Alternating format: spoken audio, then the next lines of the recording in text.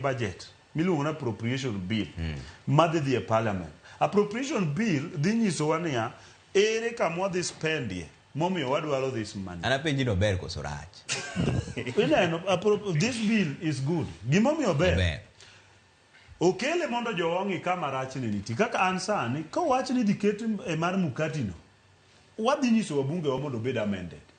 Wabunge wa mag UDA mowachogo, wadhi wuoyo go mondo gi amend kar makati no, duoke kata 3%. But osuru nyaka ng'adi. At the same time, jowabe nyaka nyisa dieri. Ka wach ni idhi kaw 16% ewi makati. 16% mika wi makati sani pesa di siling 50. Kaw calculator mari, tingi ata mala par ga uchiel. Mar siling kato kala kaka en no. Siling prabichi ga print prabichi en makati. 16% mano en siling aboro. Medo makati beche di medo gi siling aboro.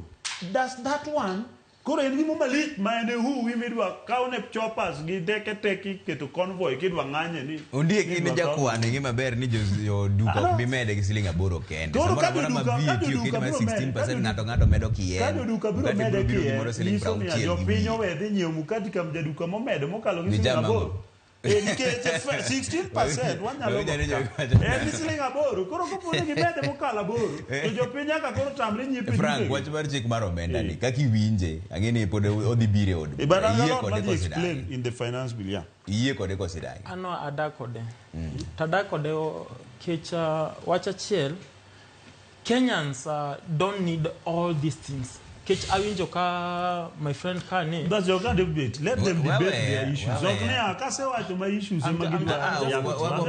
Gimi wacho nyaka giwuoye nikech gimbe giwacho gimoro achiel. Owuoyo wach ma chik.